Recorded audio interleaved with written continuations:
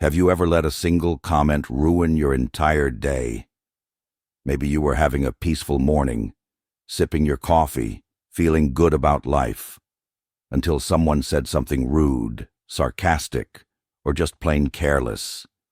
Suddenly, your mood spirals. You replay their words over and over, getting angrier or more hurt with each passing thought. And just like that, they've stolen your peace. But what if I told you something different? What if I told you that no one, not even the most toxic person in your life, can control your emotions without your permission? You're not weak. You're just wired to react. But today, we're going to change that wiring.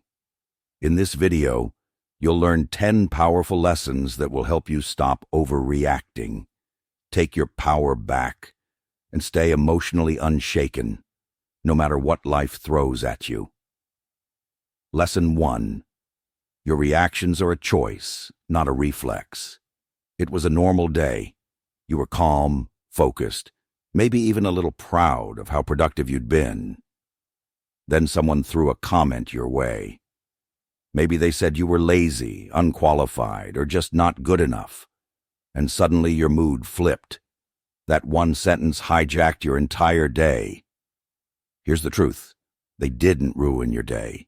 You handed them the remote to your emotional state. This is where Stoicism steps in with powerful clarity.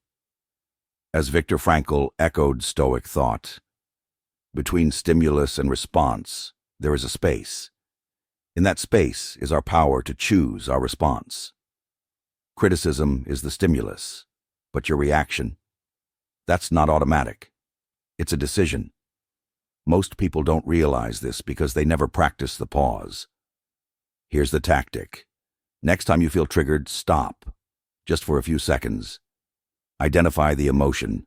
Is it anger, shame, insecurity? Question it. Why does this comment sting? Is it true or just noise? Respond by choice. Stay silent, smile, or walk away. You're in control. Think of this like putting on noise-canceling headphones for the soul.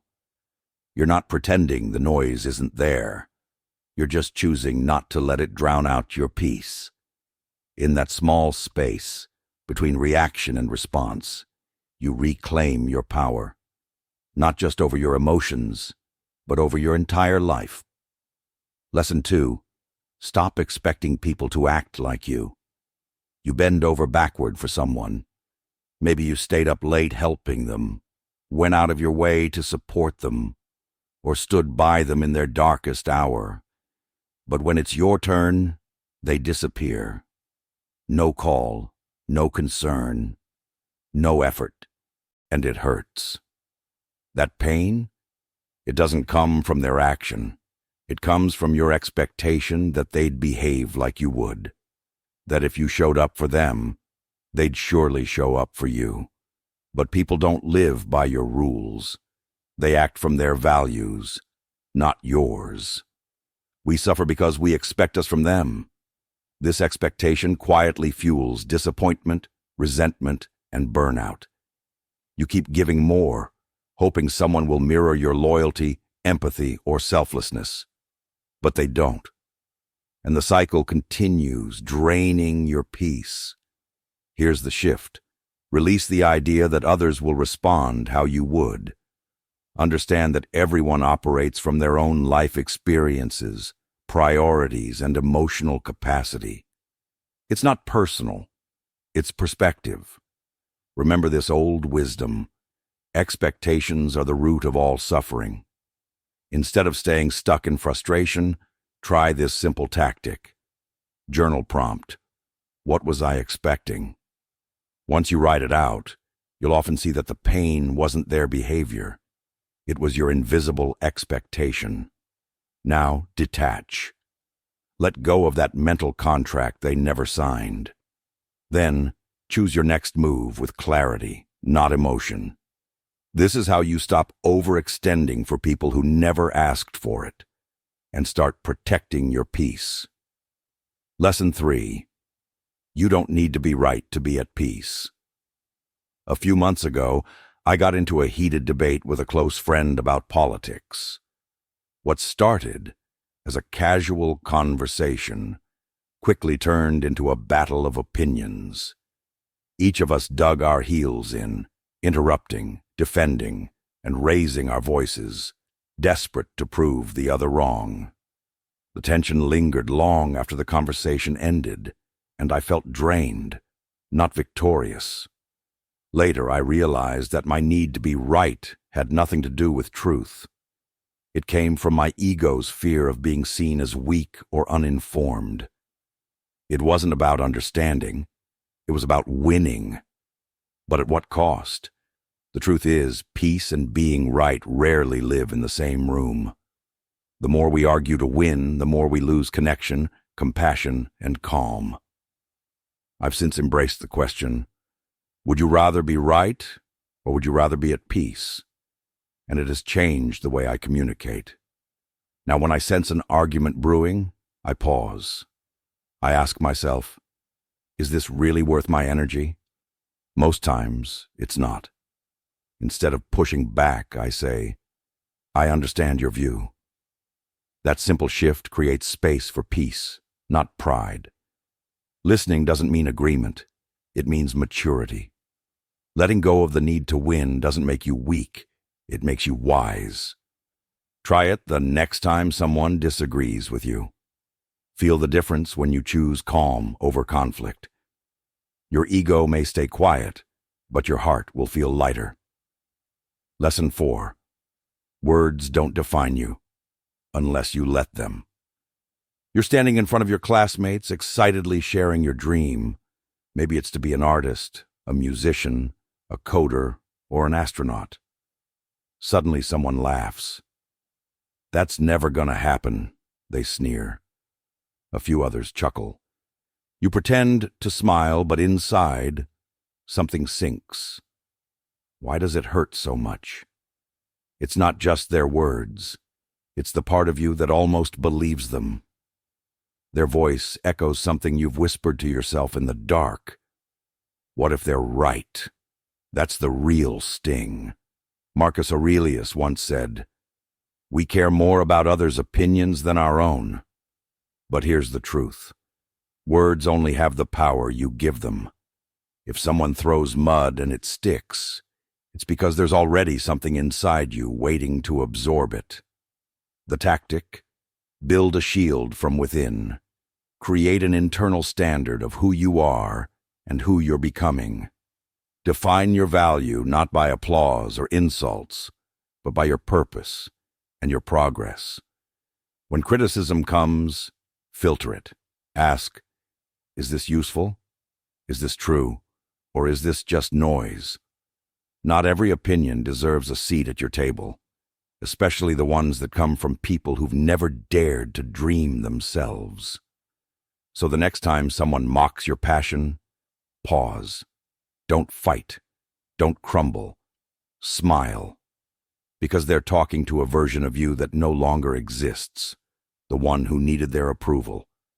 Now you've got your own voice, and it's louder than theirs. Lesson 5. Let go of the past before it pollutes the present. There was once a man who couldn't let go of a grudge. Years ago, a close friend betrayed him. The wound ran deep, and although life moved forward, he carried that pain everywhere. Whenever he smiled, the bitterness lingered just beneath. He'd rehearse arguments in his mind, imagine confrontations, and replay the betrayal like an old toxic movie. It was as if he carried a heavy suitcase everywhere he went, full of anger, resentment, and what-ifs. No matter where he was, at work, with family, or alone, the weight of that emotional baggage followed. It polluted his present, blocking joy and clouding every new relationship with suspicion. Here's the truth. Anger is a poison we drink, hoping it will hurt someone else, but it never does. It only corrodes our peace from the inside out. The person you're angry at may not even think about you anymore, but you're still carrying them, letting them live rent-free in your head. The only path to freedom is radical release. That doesn't mean what they did was okay. Forgiveness is not approval. It's emotional liberation.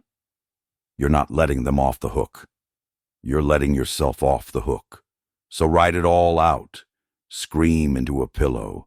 Let the tears fall. But when you're done, burn the page, breathe deep, and let it go. Because your future deserves space. And the past, it doesn't deserve your present. Lesson 6. Master the art of the silent exit. Sometimes the most powerful way to set boundaries is not with words, but with quiet action. In toxic relationships or draining conversations, you might find yourself endlessly explaining, justifying, and defending your feelings.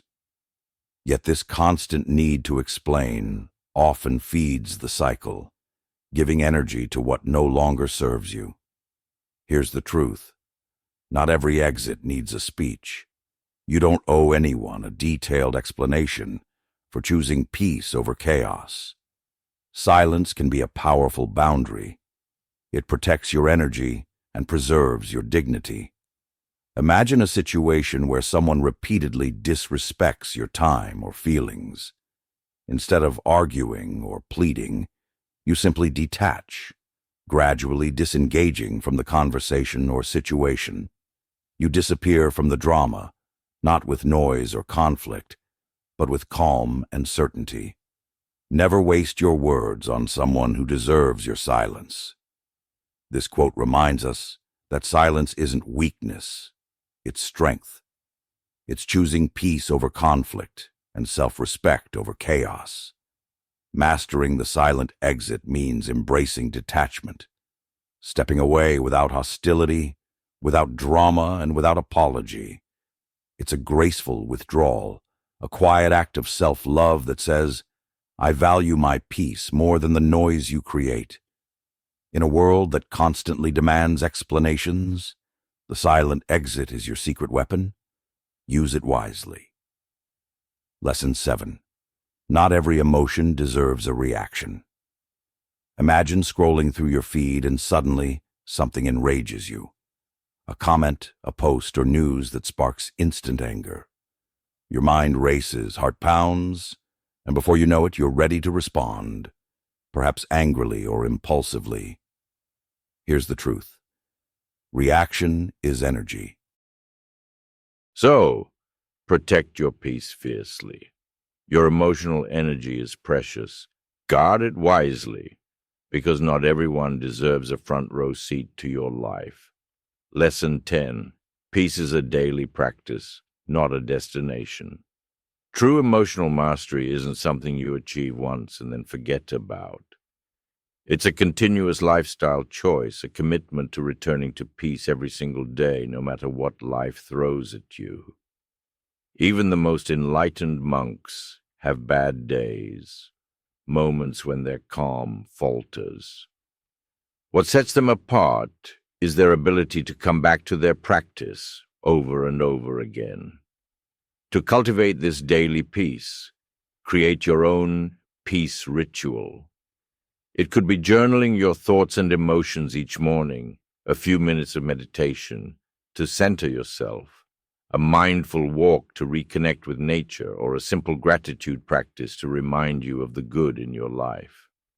The key is consistency. Returning to these rituals daily anchors you in calmness and emotional balance. Protect your peace like it's sacred, because it truly is. In a world full of noise and chaos, peace is your most valuable asset. And here's the mindset shift. If something costs you your peace, it's too expensive. No person, event, or worry is worth losing your inner calm. Choosing peace daily is the ultimate form of self-respect and strength. Make it your priority, your lifestyle, and watch how your life transforms. These 10 lessons aren't about becoming emotionless.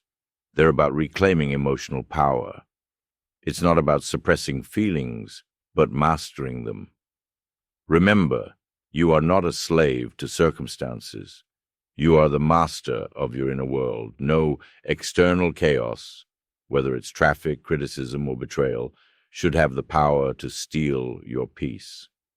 Imagine waking up tomorrow with an unshakable calm, a fortress of serenity no one can penetrate.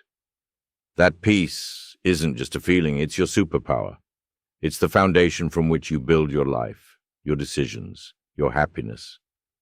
If this episode sparked something inside you, share it with someone who needs to hear it. Because your peace matters. From this day forward, don't just protect your peace. Live from it. Let it guide you, empower you, and transform every moment into a victory of emotional strength.